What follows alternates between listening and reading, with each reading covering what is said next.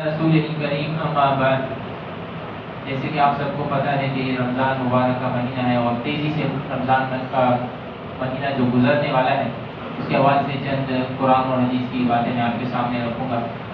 اللہ تعالیٰ نے قرآن میں سورہ بقرہ میں آیت نمبر 183 میں فرمایا کہ یا ایھا الذین آمنوا کتب علیکم الصیام کما کتب علی الذین من قبلکم لعلکم تتقون، اے ایمان والو تم پر روزے فرض کیے گئے ہیں اس طرح جس سے تم سے پہلی قوموں کے اوپر روزے فرض تھے۔ لعلکم تتقون، آخر میں روزوں کو فرض کرنے کا مقصد بتایا کہ تاکہ تم تقوی اختیار کر دو۔ تو تقوی کیا ہے؟ تقوی یعنی اللہ کی پرہیزگاری ہے، اللہ کا ڈر ہے اور نیکیوں پر عمل کرنا اور برائیوں سے روکنا۔ جیسے صحابہ کرام کی ایک مجلس چل رہی تھی تو اس میں صحابہ کرام آپس میں ڈسکس کر رہے تھے، جیسے آج ہم سمجھ رہے ہیں دین کی باتیں، تو وہ بھی ڈسکس کر رہے تھے کہ تقوی کیا ہے۔ حضرت عمر اور دوسرے صحابہ کرام کہتے تھے، حضرت ابی بن کعب جو قاری قرآن ہے انہوں نے کہا کہ تقوی، حضرت عمر سے سوال کیا کہ تقوی کیا ہے، اگر آپ کا کیا خیال ہے، اگر آپ ایک جنگل سے گزر رہے ہوں، کانٹے دار رستہ ہو اور جھاڑیوں والا رستہ ہو تو آپ کیسے گزریں گے؟ حضرت عمر نے فرمایا کہ میں اپنا جو ازار وغیرہ ہے اپنے کپڑے بچاؤں گا، اوپر لوں گا اور اپنے قدم پھونک پھونک کر رکھوں گا۔ تو حضرت ابی بن کعب نے کہا یہی تقوی ہے، یعنی گناہوں سے بچنا اور اپنے قدم پھونک پھونک کر رکھنا، یعنی گناہوں سے بچنا اور نیکیوں کی طرف عمل کرنا، یہ تقوی ہے۔ اسی طرح رمضان کا مہینہ، جیسے ہماری ساری زندگی گزر گئی اور ہمیں رمضان کا مطلب ہی نہیں پتہ چلا، تو لسان العرب اور قاموس الوحید میں جو ڈکشنری ہے عربی کی، اس میں رمضان کا مہینہ لکھا ہے، رمضان کا مطلب لکھا ہے کہ رمضان یعنی رمضان جو ہے ایک دو مہینے ہے، ایک جو ہے بھوک کی شدت کی وجہ سے جو پیاس کو جلا دے وہ ہے اور اس کی شدت، اور دوسری جو میننگ ہے کہ جو جلا کر راکھ کرنے والی چیز ہو اس کو رمضان کہتے ہیں۔ تو رمضان ہمارے گناہوں کو جلا کر راکھ کر دیتا ہے، یعنی ان کو نیکیوں میں بدل دیتا ہے۔ اور اسی طرح ایک اور میننگ یہ ہو سکتی ہے کہ اگر ہم نیکیاں نہ کریں تو ہمیں بھی جلا کے راکھ کر سکتا ہے۔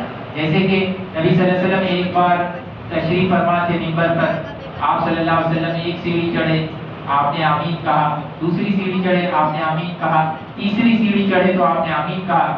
صحابہ کرام نے فرمایا کہ یہ آپ کا یہ جو معمول ہے ہم نے پہلے کبھی نہیں دیکھا، تو اس کی کیا خاص وجہ ہے؟ تو نبی صلی اللہ علیہ وسلم نے فرمایا کہ جبریل آئے تھے، جبریل علیہ السلام، اور انہوں نے بد دعا کی اور فرمایا کہ رغم عنف رجل من ذکرت عنده فلم يصلی علیہ، پہلا شخص وہ یعنی جو شخص اس کی ناک خاک آلود ہو، جو شخص جس پر میرا نام پڑھا جائے اور وہ ذکر نہ، میرے پر درود و سلام نہ پڑھے۔ دوسری بار آپ صلی اللہ علیہ وسلم نے جبریل نے بدعا کی، آپ نے اس پہ آمین کہی اور آپ صلی اللہ علیہ وسلم نے اس کے بعد میں فرمایا کہ رغب عنف رجل من دخل علیہ رمضان ولم یغفر، کہ جس کو رمضان کا مہینہ نصیب ہوا ہو اور وہ اپنی مغفرت نہ کروا سکے۔ اور تیسرا شخص وہ جو جس کے والدین بوڑھے ہوں اور ان کی خدمت کر کر ان کے ساتھ حسن سلوک یعنی اچھا سلوک کر کر ان کے اپنے گناہ نہ بخشوا سکے۔ تو ان تینوں کے بارے میں آپ صلی اللہ علیہ وسلم نے بدعا کی، جبریل علیہ السلام نے بدعا کی اور نبی صلی اللہ علیہ وسلم نے اس پہ آمین کہی۔ تو یہ بدعائیں کیسے نہ قبول ہوں گی؟ تو ہمیں اس پر غور و فکر کرنے کا یہ مقام ہے۔ جیسے رمضان کا مہینہ تیزی سے گزر رہا ہے، دوسرا عشرہ بھی ختم ہونے کو ہے، کیا ہم اپنی مغفرت کروا سکیں؟ کیا ہم نے ایسے اعمال کیے؟ کیا ہم نے گناہوں کی مغفرت مانگی؟ تو اس پہ ہمیں غور و فکر کرنا چاہیے۔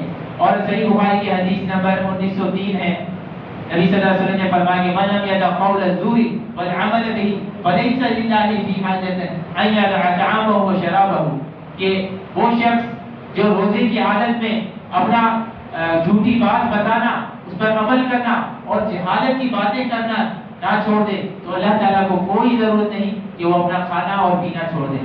آج ہم سمجھتے روزہ بس یہ ہے کہ صبح سے لے کے شام تک آپ بھوکے پیاسے رہو اور بعد میں موبائل چلاتے رہو، جھوٹ بولتے رہو، دھوکہ دیتے رہو، لوگوں کے دل آزاری کرتے رہو، اور ہمارا اللہ خیر صلاح کر کے ہمارا روزہ کمپلیٹ ہو جائے گا، ہمارا فرض ادا ہو جائے گا۔ تو اللہ تعالیٰ فرماتا ہے جو ایسی باتیں کرنا، جہالت کی باتیں کرنا، برائیوں کی باتیں کرنا، بے حیائیوں کی باتیں کرنا نہ چھوڑ دے تو اللہ تعالیٰ کو اس کے بھوکے پیاسے رہنے کی کوئی ضرورت نہیں۔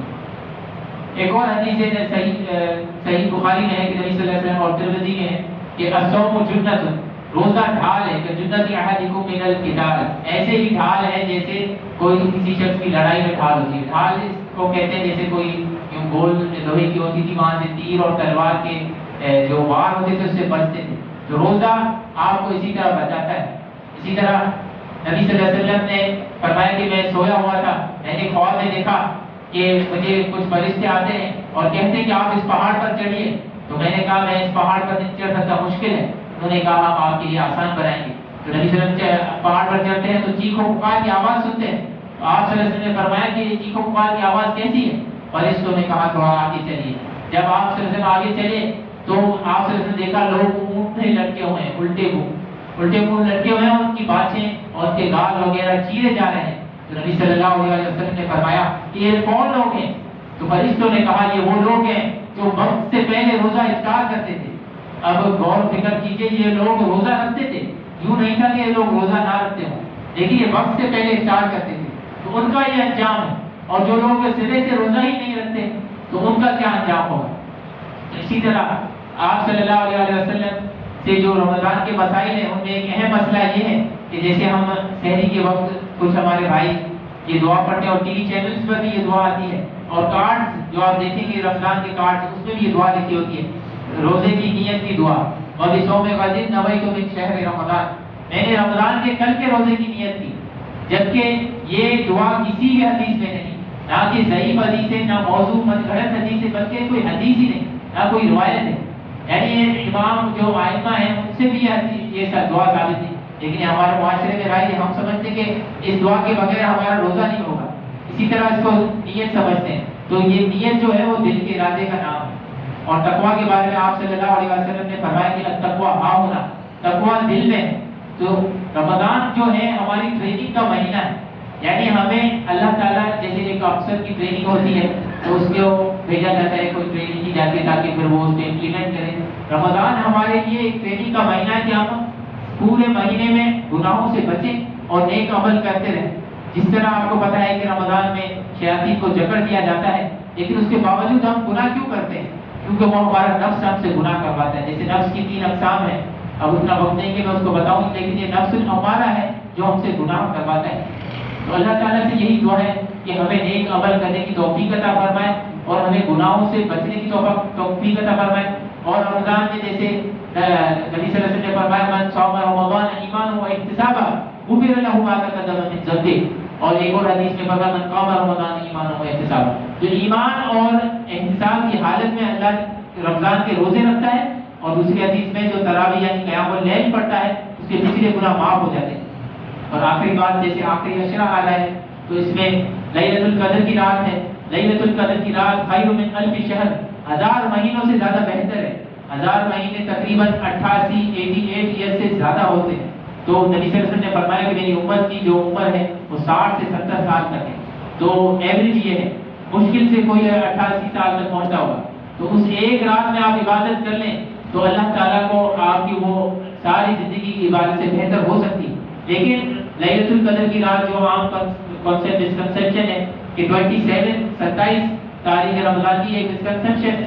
بلکہ نبی صلی اللہ علیہ وسلم نے فرمایا کہ 21 راتوں میں اس کو تلاش کرو، جو 21 ہے، 23، 25، 27، 29. تو اس میں تلاش کرنا چاہیے، زیادہ سے زیادہ عبادت کرنی چاہیے، مغرب سے لے کے فجر تک عبادت کرنی چاہیے. اور جو جس کو نصیب ہو اعتکاف بیٹھے. اور آخر میں یہ ہے کہ صدقۃ الفطر ضرور ادا کریں. نماز عید نماز سے پہلے صدقۃ الفطر، یہ آپ صلی اللہ علیہ وسلم نے فرمایا کہ یہ تمہارے گناہوں میں جو چھوٹی موٹی لغزش ہو جاتی ہے اس سے یہ اس کا کفارہ ہے. باتیں اور بھی بہت ساری ہیں لیکن وقت مختصر ہے، آپ بھائیوں کا اور زیادہ وقت نہیں لیتے. بس آخر میں یہی دعا ہے کہ اللہ تعالیٰ ہمیں رمضان کے مقصد پر عمل کرنے کی توفیق عطا فرمائے.